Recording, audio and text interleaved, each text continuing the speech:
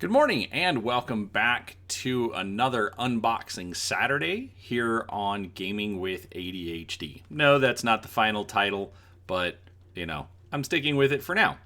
So, today we are taking a look at the most recent Villainous expansion.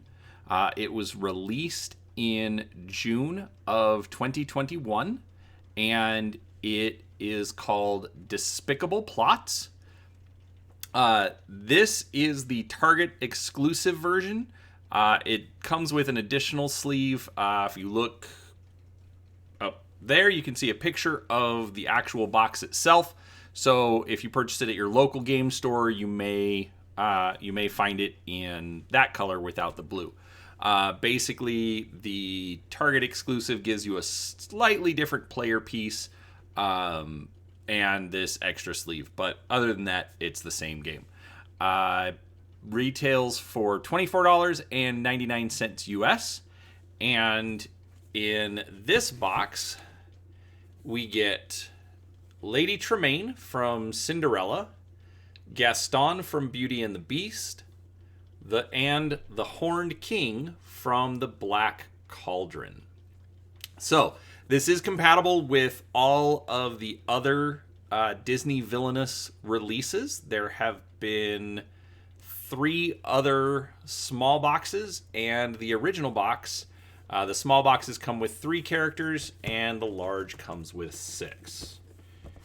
So, I have to admit, I'm not a fan of the sleeve. It looks really cool, but it's rather difficult to get off. So, I've already cut, I thought I'd already cut the tape. I cut some of the tape, but let's get the rest of that open. All right, so this isn't going to be a full review, but if you're not familiar with Disney Villainous, basically this is a game where you take on the role of a Disney villain from one of the films, trying to win by actually accomplish whatever your, villainous, goal is. So we start with our instructions.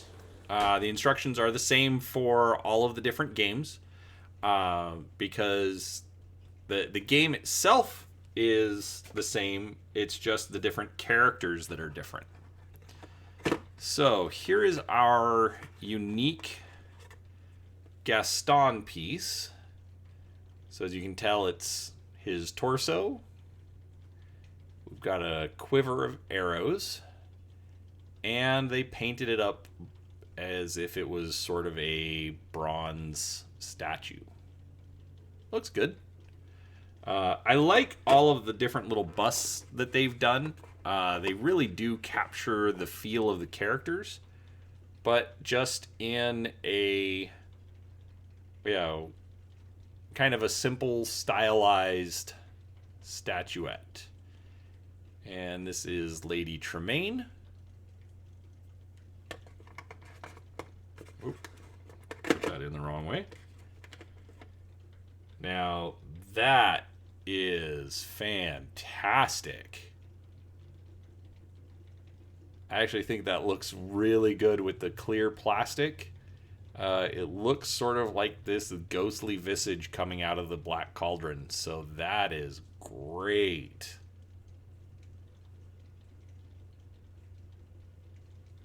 All right.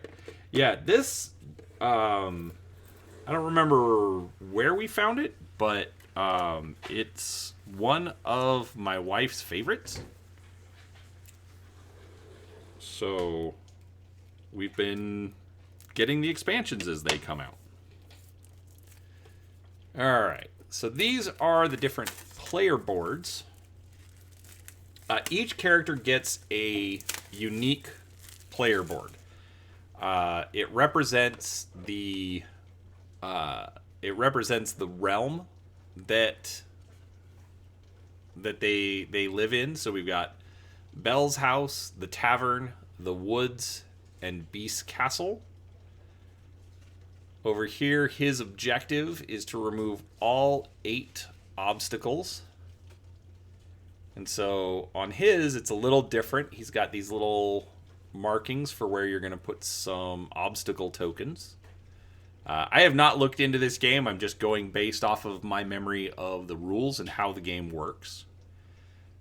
So each zone has up to 4 different icons that can be used by the player. And if somebody plays it's called a fate card, it will actually cover some of them up, so you have less available until you can get rid of that card. But as always, they've got really good art. It's new art, so they're not just repurposing art from the film. So I do like that. That's Gaston. Lady Tremaine, her objective is to marry Drizella or Anastasia to the prince.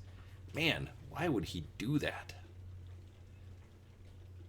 Cinderella's room, the music room, the castle, and the ballroom.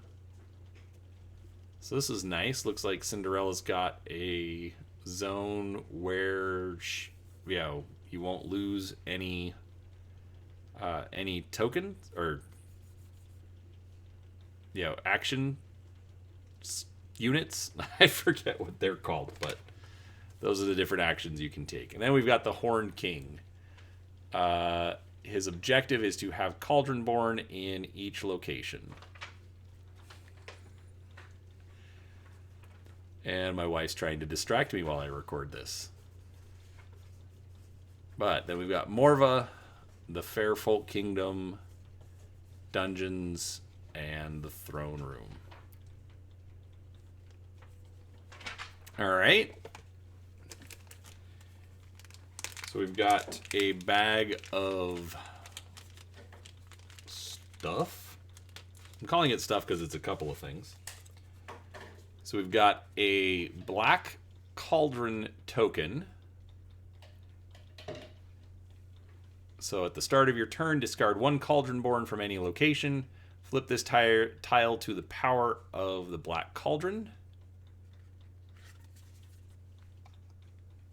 And then the power of the Black Cauldron. On your turn, before you move, you may pay 2 power to replace an ancient soldier in play with a Cauldron born from your hand. You may only do this once per turn. Okay? So this is a hard card, which usually means it's something a little more permanent. We've then got the guides for the villains. So these are nice. Basically, these tell you the objectives and basically, any special rules for setup and what you have to do in order to basically how to win with the character. Doesn't mean you will win, but it's just because every different villain has a completely different way of playing. And so these little booklets, basically teach you how to play with that character. So then Lady Tremaine, her objective. So it's obviously a much more detailed objective than you would receive on the player board. But the player board's just there as a reminder. You can look at these at any time during the game, so it's not like you have to try and memorize it all up front. We've got the Horned King. So, one thing I really do like about the game is these are kept pretty simple. The instructions for the particular villain are usually kept pretty simple. So here is a cheat sheet for all of the action symbols, what they mean, so that, let's be honest. After a couple of plays, you'll remember what the symbols do. They're pretty easy. But then you also get a copy of all of the objectives so that you know what the other player is trying to do. Because everybody has their own objectives, the game is rather asymmetrical. They play you play the same way as far as moving around the board and using the action symbols, but the different strategies and the different ways you have to play are very different for each player. So we've got Gaston's deck. So each player gets 2 decks. One deck with a colored back and one deck with a white back. Now this is what the player is going to use. These cards, you have allies, basically minions that you can put out to fight for you. They have a power rating, but you have allies. You have items, so things you can give them to make your allies stronger. You have effects, so basically play it once and do something. So defeat a hero with strength of 3 or less with this card. And then you also have conditions. So conditions are played on somebody else's turn. So basically those are the only card types you have to worry about.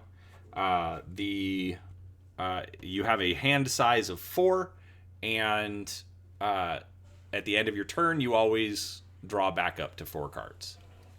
So, Belle is a hero type, and then there's also effects. And yeah, so heroes, items, and effects. That's what they have. So, with the fate cards, basically there's an action symbol on the player board, and when you play fate on someone, you draw 2 of the white cards, pick one, and play that to put an obstacle in the way of your opponent. Alright, we've got Cinderella's deck, or not Cinderella, Lady Tremaine's deck with Cinderella.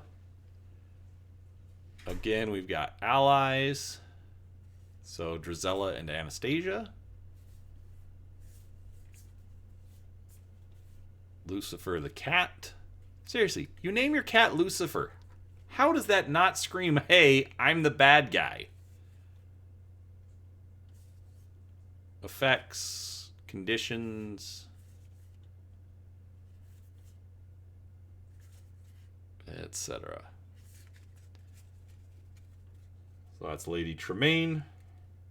I will sneak that out of the way. And then her fate deck. So we've got Cinderella, Fairy Godmother, the Prince. Alright, so clearly I haven't played this expansion yet, but eventually I will, and then I'll get a review up. And then we've got the Horned Kings deck. Creeper,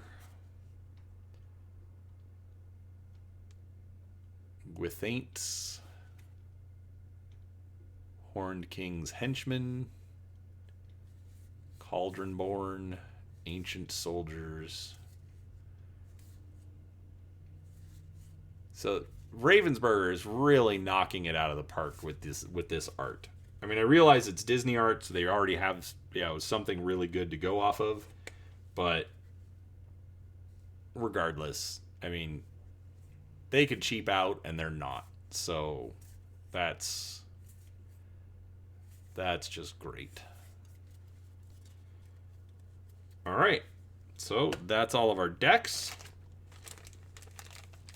Lastly, you get a bunch of power tokens. This is the currency for the game.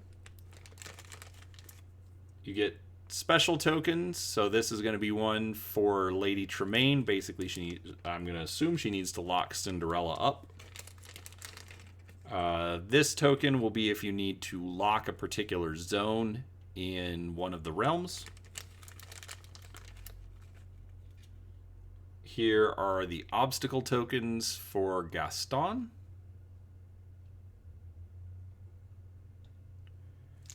And then this is a fate token. Basically, when you're playing larger games, you'll use this so that one player can't get ganged up on. If they've already been, the target of fate once, well, the next person to play a fate card or a fate action has to target, somebody else and move that fate token. But that is Despicable Plots for Disney Villainous. Regardless whether you get this one or one of the other expansions, the characters are not always as easy to play with. I do think the core set probably has the easiest set, but regardless, they're all fun. They all play very, very differently, but make it enjoyable, especially if you want to try something different between each game. You've got a lot to work with. So that's what we get inside. Hope you like that. If you did, please give a thumbs up. If you haven't yet, absolutely would appreciate it if you subscribe to the channel. I'm trying to grow and get more content out, so come along and see what I've got to offer.